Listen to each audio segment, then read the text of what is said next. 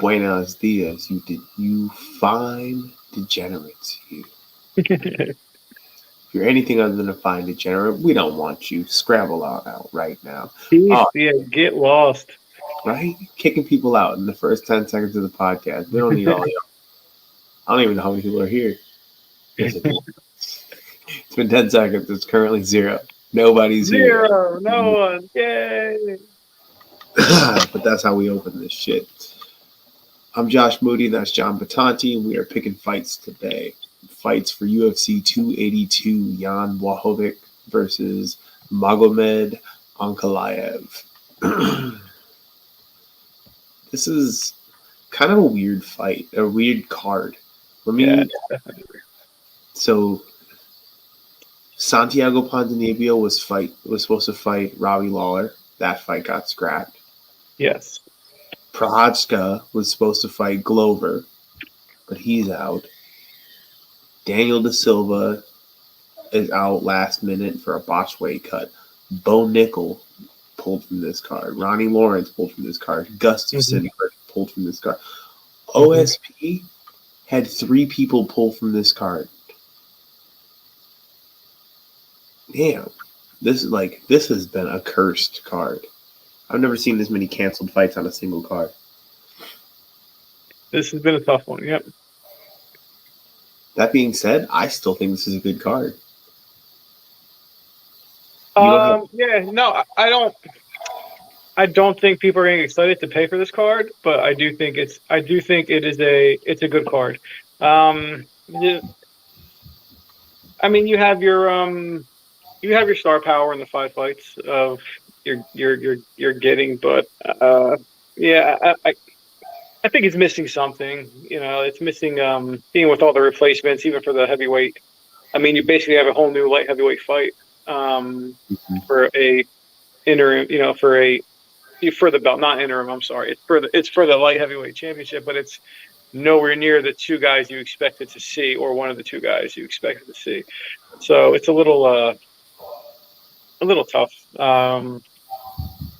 to say the thing, but it's not a bad card top to bottom. There's some good matchups on here. There's some good fights. Let's start off. Let's talk about this main event. We got Jan Błachowicz versus Magomed Ankalaev.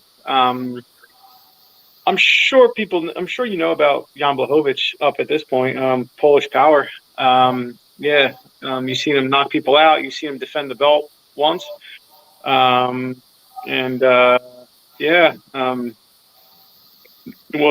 the only man to beat Adesanya up until recently.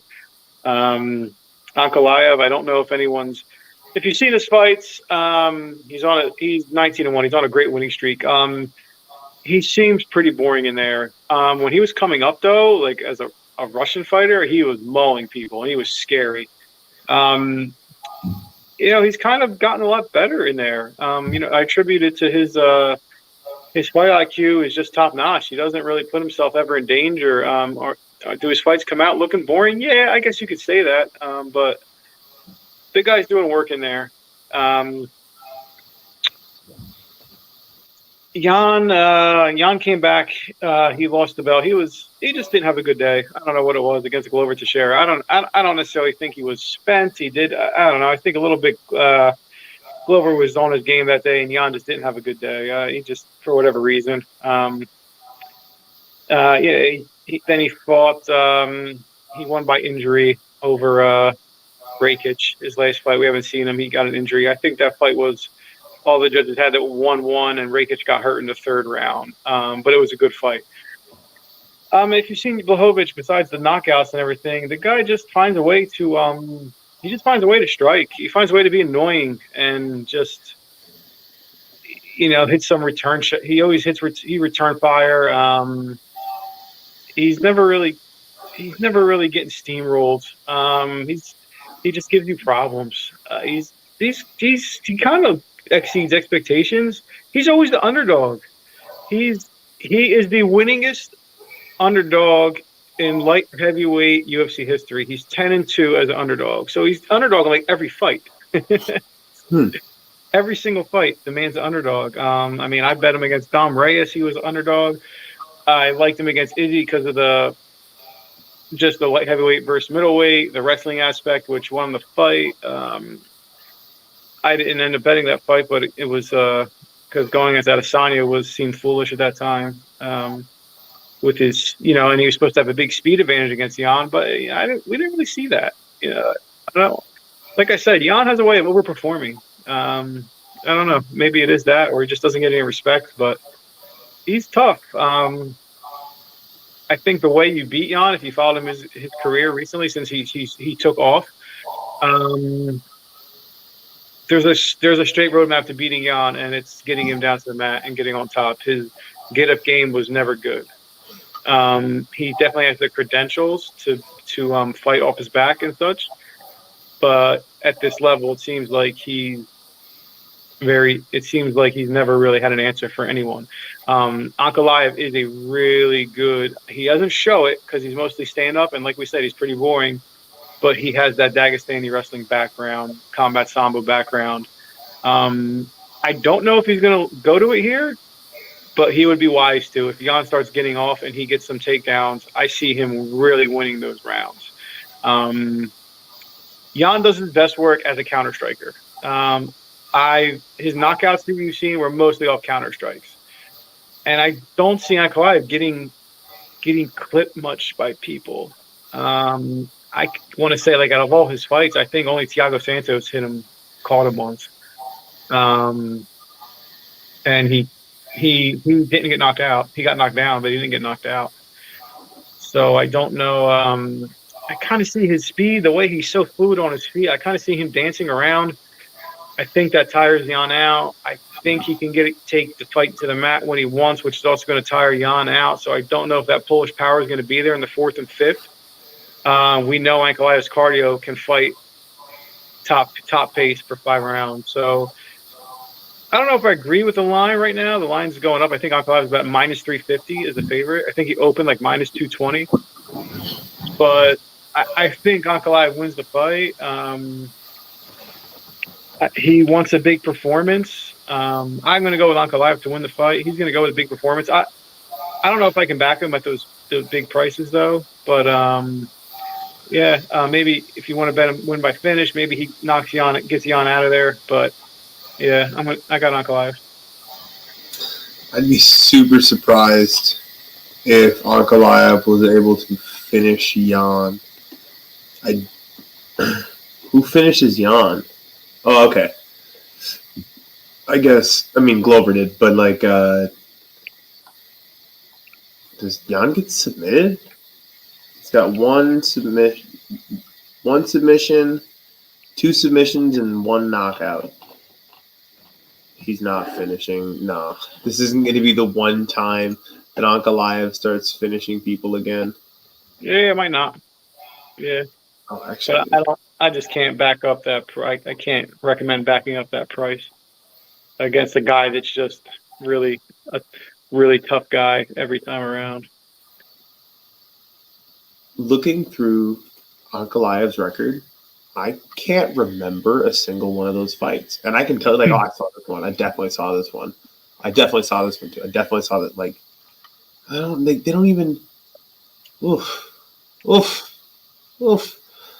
I think it's very likely that Ankalaev has the capability to take Jan down. Jan is a pretty decent judoka, so he's going to be comfortable in the clinch. But, man, like a judoka coming into wrestling or coming into MMA versus Greco coming into MMA, they're really similar. I expect that the level of Greco coming out of Dagestan can be a little bit more applicable than we would see judo coming out of Poland. Jan doesn't win fights when he gets taken down. He's like 2 and it's either 5 or 7, I forget, in fights where he gets taken down more than once. And he's 11-1 in fights where he doesn't get taken down. Mm-hmm. This is not the guy to not be okay on the ground against. He doesn't get submitted. But I think that's going to be an important factor. as much as Ankalaev isn't typically a wrestle first guy, I think this would be a great opportunity to show a new wrinkle, catch Jan off guard, and then take advantage of that weakness that you talked about a lot. I'm also going to pick Magomed Ankalaev. Yeah, I think he's gonna. I think he gets the belt. And yeah, it looks like he'll probably face maybe Glover. I don't know next, but here he's going to be out for a while. But we'll see. That's the game. Sometimes it happens. But this fight could go either way. This could be a really boring snooze fest, or it could be a lot of action. But co-main event, we got Paddy Pimblett versus Jared Gordon.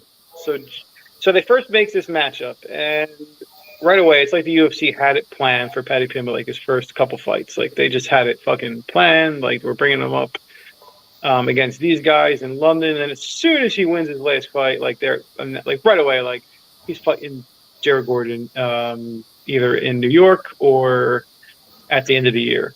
So they flexed him. I think he was supposed to fight in the New York pay-per-view in November, but this card started losing star power, so they flexed him to this card. Kept the same opponent. So he's fighting Jared Gordon. And Jared Gordon opens up as the favorite. He's about a minus 140 favorite. And Paddy Pimblett's like minus 280 today. I mean, the public is just smattering this guy. Europeans love him, which they should. And it just shows like for some reason, like Europeans will jump on their guys. Like they just do. Like Conor McGregor, when he boxed Mayweather, was stupid odds, and just everyone just kept betting Conor McGregor. And you end up getting like the best value of your lifetime with Floyd Mayweather when they actually fought. Like he was never beating Floyd fucking Mayweather in a boxing match. let's like stop it. Like I mean, come on. Ben Askren had a better shot at knocking out Jake Paul than Conor does at beating Floyd Mayweather in a boxing match. I don't. So Jared Gordon, he gets finished. It's a good matchup because I feel like Paddy, what we've seen out of Paddy, like Paddy is explosive. Paddy is an excellent grappler. His striking is coming around from what I've seen. Like I remember the guy I saw the way to beat him in the past was he got controlled, and if guys like he got really beat up by a guy named Soren Bach, who, if you've seen recently, that loss didn't age too well. Soren Bach has not looked that amazing in Bellator. Not that impressive. There was someone else, I can't think of the name, and in the same way, they took Paddy down, and they just, they were able to hold position and beat him up. And, what did people do in his last couple of matches? They took him down. They gave him trouble. They got him. They did damage early, but he found a way to overcome it, and he's finished them. I'm just so not. The thing is, Jared Gordon is proven his gas tank is really good. He can fight 15 minutes with no problem. He's not going to slow down. He's got a big edge in the second and third round, in my opinion. I don't know if Paddy's the same guy.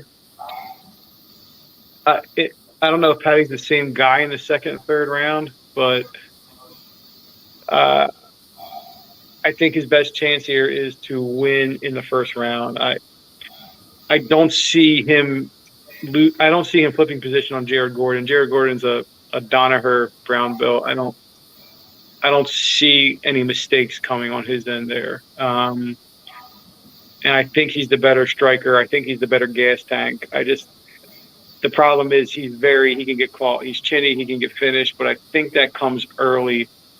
I'm just not that sold on Paddy Pimblett. He's getting taken down like I think 1.5 times on average in his UFC fights, and he's been in trouble in every one of them. And he's found a way out, and that's great. But I just don't. I'm still not that sold on him. Yeah, I think so. I'm gonna go with the upset. I think this is really good value just on the opening line. Jared Gordon opened a favorite for a reason. Against a huge public favorite like that, the books know is going to swing the line, and they still open Jared Gordon a favorite. That's pretty big, in my opinion. That Paddy's going to get knocked out pretty soon. I don't. Maybe they're they're not a believer. But I don't know. What do you think? What's the line again? Patty Pimblet is about -250 right now. Oh, is Patty the bad? I'm not even like really a Patty fan. I mean, No, I know. he's entertaining, but I'm not. He definitely puts on a hell of a show. He's funny. Yeah, he's definitely a good entertainer. Patty's gonna win this fight. Okay. This is 100%. I can see Patty winning it. I just think he wins in the first round. Like, I think he's very he's definitely more dynamic and explosive than Gordon, but I think he needs to do that in the first round when it's all there. If this fight, I just think it hits the mat, and I think Gordon's going to get the better of him on the mat, and I don't think Patty's going to be that explosive later. But we'll see. I'm pretty confident that Patty finishes him. Nice. I think this is kind of one of the. This is the best UFC veteran he could fight right now. Like, kind of, like, who's the best guy we can give you? The most experienced guy we can give you that's still going to build you. Yes. Yeah, it's like, no, they have this all planned. They have his roadmap, like, planned out. I don't know how many fights, but, yeah, they definitely had him built up to fight a certain type, or, like, they probably had, like, 2 guys every fight, and, like, okay, let's give him this guy, let's give him that guy. Yeah, but so far he's passed his test, so we'll see what happens again. From a betting perspective, though, I think Jared Gordon, you're getting stupid value on Jared Gordon. All right, Alex Morono on Jared Gordon, like, that's no questions asked. That's a good idea. Yeah. Versus the Pons. You love the Pons. I love the Pons. The Argentinian dagger. So yeah, I mean, Alex Morono's been fighting very well. He took this fight on 6 days' notice. He's also going to be fighting at 10 pounds above the weight he's been looking really good at.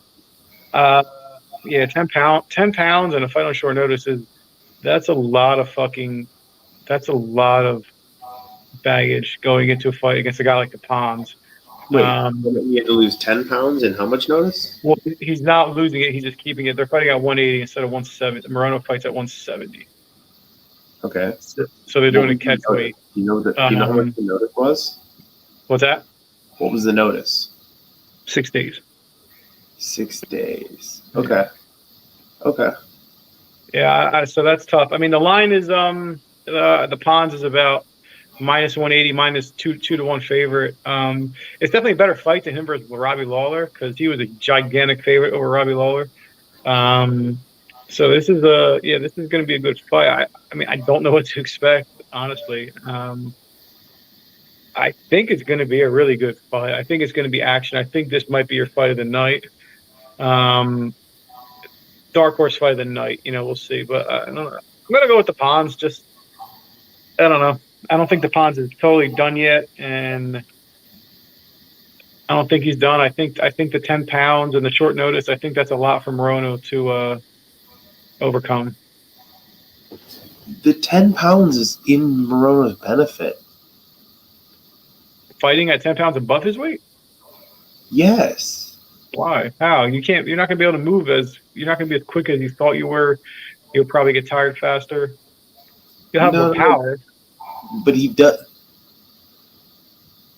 Ponzinibbio cut his way all the way down to be ready to make 170.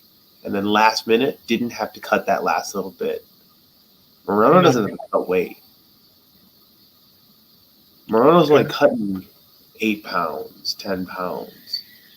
Like, the Pons already cut 15 to get here and isn't cutting the last 15. The fact that they're fighting at 180 pounds, like, both of these men are probably 190 pounds on any given day. So, like, this isn't, I don't think it's going to, that's definitely not going to play in the favor of Ponzinibbio. Mm-hmm. In fact, I would say it should play in the favor of Morono, for the reason that's cited there, but also because he's going to be the grappler here. Like, if I put more weight on top of you, weight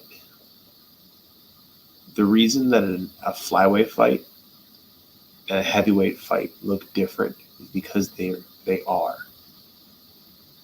Weight isn't a one-to-one thing. It's weight times coefficient. The heavier I am, the more impactful that weight actually is with regards to grappling. Mm-hmm. So I think this is Morono's fight. I think Morono coming in offhand means that the Ponzinibbio is not going to be as well prepared. I think that even though Morono is not the most exciting fighter, he is a wild man. No, he's been fighting really well. This is going to be a nonstop, all-action fight. Like this is likely going to be a brawl. Mm-hmm. For some reason, I think Morono's going to win this. All right, no, he probably. I mean, it's not that far fetched. Please don't win this, Morono. Bring me back the pawns, but I got you. Darren Till versus Dricus du Plessis. Darren Till versus Drake du Plessis. So this is probably this is probably going to be everybody's pick for fight of the night, and for good reason. I mean, du Plessis is his style and what he does is like. I mean, he's kind of like an MMA superhero. Like, he just keeps coming forward and trying to smash you with wide looping shots. And it's not supposed to work, but it works. The guy is a beast. He's well-rounded. I didn't like I saw him make a lot of like Bush League mistakes though. What was his last fight against the guy with the Hawaiian tattoos? I can't think of his name. Tavares. Yeah, I saw him make a lot of and Brad Tavares has a fucking chin, man, because he got crushed a couple times by du Plessis. And he hung in there, but that was a hell of an awesome scrap. I mean, Darren Till likes to get down too, and he hasn't gotten down in a while, and he was pretty wild looking at the weigh-ins, like he was ready to fight. I think people have forgotten about Darren Till, but Darren Till's a problem. He's fought really good competition. He's been so injured though, and when's the last time we saw Darren Till not injured and just in a fight? It's probably been 2 years, and I'm pretty sure he lost that fight. But I mean, the guy's still very respected. He got hurt against Brunson, right? I think he got hurt against Derek Brunson. He got hurt against Brunson. Yeah, and that was the thing. But geez, I think du Plessis should be the favorite for good reason. He's about -160. I think that's fair. But yeah, this is really tough. I don't have a pick yet, so I'm going to throw it over to you. This is I don't know what to expect out of Darren Till. Definitely not betting this. But du Plessis. All that easy? Yeah.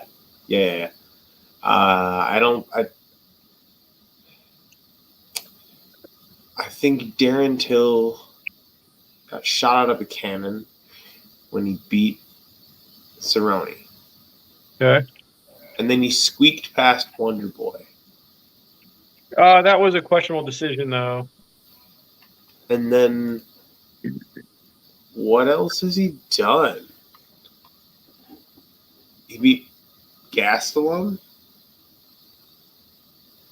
That's it. Like, since Wonder Boy, he's only beaten Gastelum. I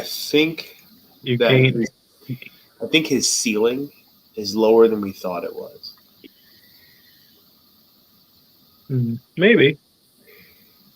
And I don't know where du Plessis' ceiling is. No one does. That's true. I guess we're going to start seeing where shortly. I think that when these two collide, du Plessis is going to be able to land on Darren Till.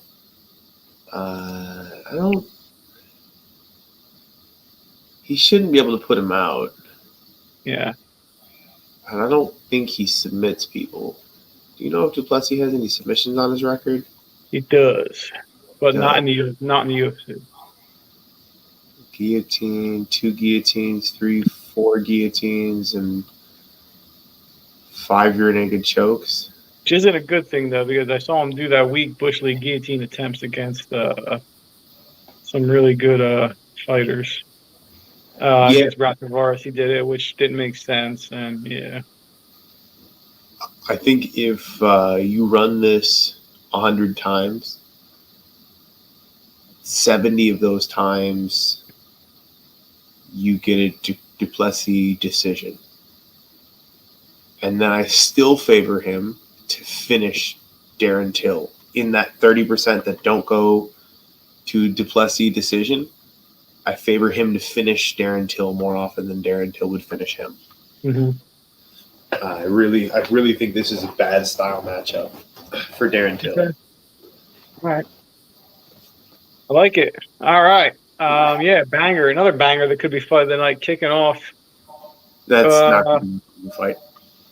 pay-per-view. I don't know what to expect here. This could be fire and fire. Bryce Mitchell versus Ilya Taporia. Yeah, both undefeated, depending on how you look at records. I don't know. There's still always sometimes Bryce Mitchell's undefeated. Sometimes Bryce Mitchell has a loss. I don't know. The UFC bills him as undefeated. So What do you mean he had? sometimes he's 15-1. Sometimes he's 16-0. Sometimes he's 15-0. But the UFC bills him as undefeated. He lost I believe he lost an amateur fight or something like on the Contender Series. It wasn't a pro fight or something. He lost his first amateur fight in 2013, but that does not affect your professional record at all. He also has 2 victories as an amateur that also don't affect his professional record. Right, it shouldn't. Well, I wonder why I see him as sometimes I see it with a loss since turning professional. That was on the Ultimate Fighter, but those are exhibition fights, not actual fights. That's why. So they're only 2 rounds. They're not 3 rounds. Mm-hmm. Yeah, I mean, I can't knock what I've seen out of Bryce Mitchell. I mean, the guy's just been amazing, dominant.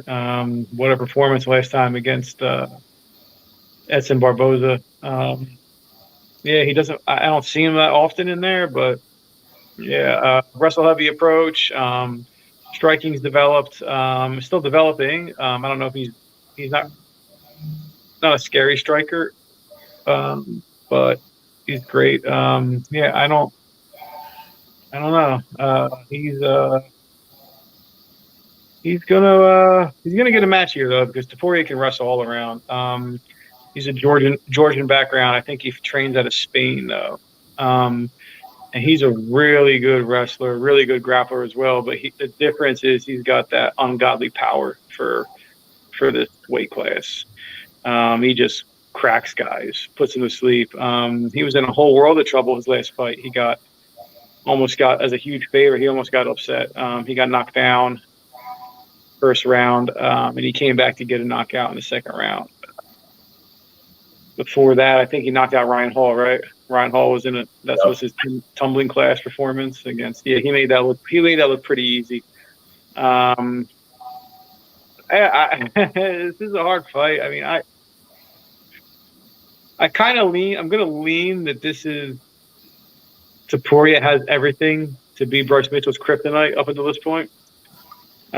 So I'm going to stick with that, and I'm going to go with Taporia to get the job done. I don't think Bryce Mitchell has fought a guy this well-rounded yet. But I don't know if I can say that because Edson Barboza is a well-rounded guy.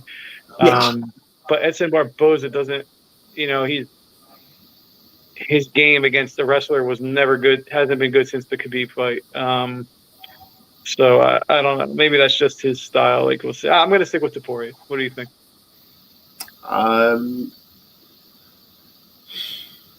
Bryce Mitchell's heavy-handed. Okay. Isn't the most complex striker, which isn't necessarily a bad thing. Darren Till outstruck Wonder Boy. but Darren Till is not as complex of a striker as Wonder Boy. No. Right? Alex Pereira just outstruck Adesanya, not nearly as complex of a striker. So I definitely don't mean that to be an insult, but his striking is really designed to set up his shot. His grappling is very well thought out. Much more thought out than most people doing MMA. There's not as much chaos there as you would normally see. He poses a lot of dilemmas. Do this or else. I think that can be a problem when you have the top game that he has. Ilia Topuria has 100% takedown defense. I do not expect that he will still have 100% takedown defense at the end of this fight. I don't think that Bryce Mitchell's going to be able to finish Topuria, though. And, oh yeah, he's undefeated. I'm going to pick Bryce Mitchell to win by decision. All right. But if he got knocked out clean, wouldn't exactly be shocked. Interesting. I like it. Bryce Mitchell will win by finish is really good odds. So that's a great play. I like it. Bryce Mitchell. I kind of, as you know, I picked Topuria. I kind of want to see Bryce Mitchell win. I just like Thug Nasty. Great nickname. He's one of the best grapplers in the UFC right now. Arkansas Khabib. Yeah, he's going to come out there and boot. He's going to milk his cow, and then he's going to strangle you. All right. Prelim main event. We got the young phenom Raul Rosas Jr. taking on Jay Perrin. I definitely love this matchup. I think this is a good matchup for. They want to build up Rosas, and why not? He's undefeated, 18-year-old. He's the youngest guy ever to fight in the UFC. He's a kid still. Jay Perrin's a good matchup. Has not won in the UFC, but has been on the scene and fought professionally in major promotions. This is like the spot where you have a one-dimensional, hyped-up guy that I talk about where you bet the veteran as an underdog, and it cashes way more, like stupidly more than it loses. Jay Perrin's not a veteran. He's a veteran. I mean, he has more fights, but he's not the guy I'm talking about. He's not like a grizzled UFC veteran like Gerald Mearshart or a gatekeeper type. Like, he's just not that guy. That being said, Raul Rosas only has like 6 fights. And I mean, I don't know if Jay Perrin can wrestle, so I don't know I don't know the level of Raul Rosas Jr.'s wrestling, but that's his bread and butter, and it seems like he's very damn good at it. Jay Perrin is good as well, but he's been fighting professionally. I want to say against better competition for more longer, and I don't know how this fight's going to play out when Raul Rosas isn't really a finisher. What's going to happen in the second, third round when he can't take this guy down? Or if he can't take this guy down, because we haven't seen it striking. I feel like that Jay Perrin is going to have a major advantage there if that gets there. Yeah, I don't know. There's a lot of red flags for me about this fight. I can't, from a betting standpoint, I can't back Raul Rosas at like minus 240. Just in thing, I can't get down with that. I also can't really back Jay Perrin at the plus money. I do think, though, if you're going to bet underdogs, if you want to bet underdogs fight, I think if you bet Jared Gordon or Jay Perrin, both pretty big underdogs, I'm pretty sure one of them cashes and you make money. So that's an angle you could play if you want to. If you just have whatever you want to put like $100 on each fight and just watch the fights, and you want to have an underdog sweat, I definitely think one of them loses. And actually, Matt says one will probably lose, but I don't know. It's tough. What do you think? Before I make a pick, like you said, Jay Perrin's not the guy that's on paper. If we run this run this matchup 1,000 times, the veteran wins it 800 times, 700 times. But Jay Perrin basically does what Rosas does, and seemingly with less danger. So it's not like it's not like Perrin's gonna finish Rosas. Mm-hmm. He hasn't won a fight since he's been in the UFC. But then you go and you look at Rosas. Pop quiz. When was Rosas' first professional fight? Rosas' first professional fight? When do you think it was? I'm not sure. It was in November of last year. He's been fighting professionally for 13 months. And he was only fighting amateur for like a year before that. And hey, you're young, you don't have the capability to. Dude, there's guys that are getting amateur fights at 15, 14, and are getting pro fights at 16. Like, not only is he super young, he's been rushed here.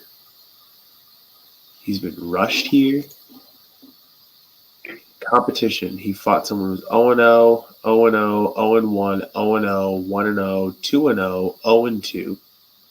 And then he got to the UFC, or he got to the Contender Series, and fought that 7-1 guy that was like, he's been rushed. Seriously rushed. This kid's going to get himself hurt. Maybe not in this fight. This kid's going to get himself seriously hurt. Okay. What were the odds? Rosa, he's about minus 220.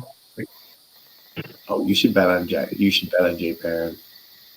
Yeah, I'm gonna pick Jay Perrin. And before this conversation, I wanted to pick Rosas. Okay. Got you. Yeah. All right. I mean, if I bet, it's Perrin or pass, so I guess I'll go with the upset too, and we'll see. Next one we got Garzinho Rosenstrike, Chris Dalkis. Yeah, I don't think Chris. I don't know if Chris Dalkis is a. I don't know if Dalkis is a heavyweight. Honestly, I feel like Dalkis would be better at a light heavyweight, and I know there's been I've seen that written other places, not just like people talking around town and such. Like other people are saying like his build and just such. Maybe he's not like a natural heavyweight, but anyway, he's fighting at heavyweight. That being said, he's coming off some some brutal losses. Yeah, I don't. Rosenstrike has good takedown defense. Dawkins is a really good BJJ guy. I don't know. I guess his wrestling isn't that great because he never attempts takedowns. He's always trying to get you out of there with his hands, and his hands are good. They're fast. His boxing's really good. Almost like a light heavyweight. Yeah, I don't. He's definitely going to have a speed advantage here. I just don't know. Like, it seems like I'm kind of worried about the way he's been finished brutally his last two times. Like, he took some shots from Derek Lewis, and he was out of there. Curtis Blades really knocked him out of there. I don't know. I feel like he'll have the speed edge, and I definitely think he wins the first round. Rosenstrike is not the quickest of starters. He's pretty basic striking wise anyway. But it only takes him one shot to change this fight, and he does that more often than not. Yeah, I really don't. Oh man, I want to see Dolphus win, but I don't know. Yeah, I'm gonna have to. Yeah, even picking first the last two fights, so I'm gonna pick this one. All right, I'm gonna No, go. All I'll right, pick first. I'll pick first. all right. Jairzinho. You love Jairzinho. Jairzinho. No, I did for a little bit. I actually think he's boring now. All right, Um, I'll be an advocate. I'm gonna go with the hometown guy and represent Philly, and I'm gonna say Chris. I'm gonna stick with Chris Dolphins. Gets it back on track. this is Decision like the by perfect dude. decision. Outstrikes him by a lot, This wide is the margin. perfect dude to beat Chris Dawkins. No, It really is. don't say that. Just Lies. earth-shattering power. Yeah, that's gonna be a problem. And I like Chris Dawkins, but problem, real problem. All right, what's our next fight? All right, all right. Edmund Shabazian versus Dolce Lungiambula. Yeah, both guys coming off losing streaks. Whoever loses this fight is definitely getting cut. I do. Dolce looked really good his last fight against. Oh my God, the Hawaiian guy, Punahele Soriano. Punahele Soriano. Yeah, he won that first round on every judge's scorecard, and he was a big underdog, but he looked good. And the problem was he fucking broke his rib, and he walked back to his corner, and it was like sticking out, and it was pretty nasty. And then he had to defend that, and he just got caught by a Puna haymaker and knocked out in the second round. But he stayed in there and fought. But his takedown defense looked pretty good. Edmund Shabazian has done nothing but disappoint since he was a giant overblown favorite against Derek Brunson. And his guess, I mean, he's an amazing first round fighter. I don't think he's ever lost the first round. If fights were one round, he would definitely win the belt at some point. I mean, he is a fucking beast. This guy beats up everybody in the first round. He was beating up Hermanson the first round before those tides turned. Like, he just does a lot of things. Yeah, I just think he's the more talented guy. So I'll go with Edmund. I think he gets it back. I think he wins this fight. I think he wins by finish. I so I don't feel like Edmund has done poorly in his last few fights. I think what happened is Edmund went from fighting anybody in the middleweight division to fighting people who are exclusively the top 15 in the world. Mm-hmm. And I think that was too big of a leap for him. Dalcha Lungiambula is very much not top 15 in the world. I also don't find him impressive. And I do find Edmund Shabazian impressive. Yeah, I agree. Edmund. I like him. I think Edmund wins by finish. Chris Curtis, Joaquin Buckley. This fight opened as a pick'em, and Joaquin Buckley is now about a minus 170 favorite, and I think that's pretty fair. I think I think the last fight, like Hermanson really schooled Chris Curtis. And that was the first time recently that he's not having to fight his way. It's not a little scrap in a phone book where he thrives in.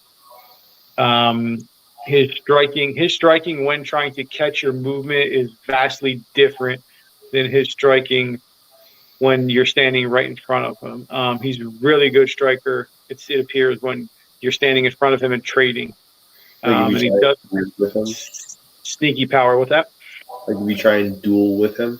Yeah, if you're trying to, just fight straight in front, firefight. Yeah, he's like he did to Brandon Allen. Joaquin Buckley is nothing but durable in my opinion. So I don't see Chris Curtis knocking Joaquin Buckley out. Joaquin Buckley also he's shown he can move. He can move. He's got a ton of power as well. I don't know how Chris Curtis is he going to try to get this fight to the mat? No, that's not his style. But I can see Joaquin Buckley getting him to the mat, maybe, if he wants. If they try to trade, I don't think Joaquin Buckley will do that because Joaquin Buckley's been fighting smart as well. I mean, I got to give the power edge to Joaquin Buckley, unless Chris Curtis really puts it on him in some sick flurry of combos and stuns him. But like we said, Joaquin Buckley is very durable. Like Joaquin Buckley's kicks. I'm gonna go. I'm going with Buckley. I like how Buckley looked against Nasruddin Imavov. He did. He looked good, even though he lost. He fought well. But I don't remember being especially impressed against. Well, Duraev was the guy who should have taken him down and couldn't. Okay, so I thought he was impressed with that fight as well. But then, like, I don't care about you beating Abdul Razak Al Hassan. I don't think I care about or Antonio Arroyo. I don't know, man. I think he's still overinflated. Okay. I think that the hype on him is still overinflated. I think that flashy kick did a lot for him and good for him. But I think he's still riding more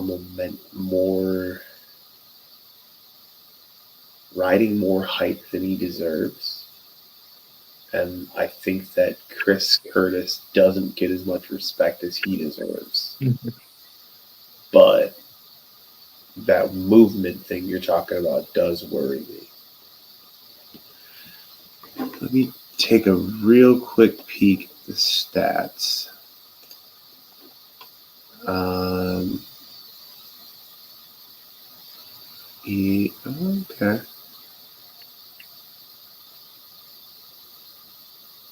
I'm feeling okay. So Chris Curtis, first of all, lands 6 strikes per minute. That's so much. Mm-hmm. That's so high for someone with like 6 or 7 fights in the UFC, 5 minimum. He gets hit 6.4 though, so he gets hit more than he lands, but his accuracy is almost 60%. And his defense is basically as good as Buckley's, but Buckley only lands 32% of his strikes. Like, this is a Chris Curtis fight. Damn! All right, homie. I'm thinking it even more now. Like, dude, this is a Chris Curtis fight. Action, man. All right, let's see. Yeah, man, let's go. I like it. I am going to have to run to the bathroom, so can you please finish the show? But I'm going to give picks real fast. So we have 3 fights left. We got Billy Q versus Alexander Hernandez. Alexander Hernandez is making the weight cut. Again, featherweight. Against a guy with an insane pace. So I don't know how. When I say that at first, I'm like, oh, I don't know if that's going to work out for him. But then I kind of I love Billy Q. He's a fan favorite. Like the guy just brawls for 3 rounds. I kind of think Billy Q is a step down from Hernandez's competition that he's been facing. So I think he gets it back on track. TJ Brown, Eric Silva. TJ Brown has every single tool, in my opinion, to be a top 15 fighter, and he just never puts it together and always disappoints, no matter what happens. Very winnable fight last time against the guy who was in the fight fixing the Chinese. I can't think of Nurdan Biecki. And he was a favorite to win that fight, and he just found ways to lose that fight. I don't know. Yeah, I mean Eric Silva, if nothing is, he's just very resilient, sneaky power. I think Silva wins, but that's a tough fight. First fight of the night is very interesting because Cameron Simon versus Stephen Kozlo. You've probably not heard of any of these guys, but Cameron Simon is another South African like Duplessis. He has pro fights on record and power. Stephen Kozlo, I can't see any of his footage besides he's a 10th Planet Black Belt. There is no, you have to, his other fights are paywalled for promotions I've never heard of. But I don't know what to expect, so can't bet it, but I guess Simon finishes him. I have to run to the bathroom. I'm sorry. My But gut thank you. reaction tells me everything You. that Simon is not the one you want to pick. I'm picking Simon. Yeah. Dude, like I don't know, man. I'm He's going with the proven guy with power against a guy we haven't even. Usually, when you can't find footage of someone, that's a huge red flag. They're probably not. I agree with DJ Brown typically letting me down, so I'm going Eric Silva. And I think Alexander Hernandez coming down to 145 is a problem, and Billy Q's going to drown him. All right. Well, I can see that happening too. Real problems. But thank you. I have to run. Every time, everybody, thank you for being here. Please remember to like, share, comment, and subscribe. Love you guys. Love you guys. Good luck. Good luck. Ending stream.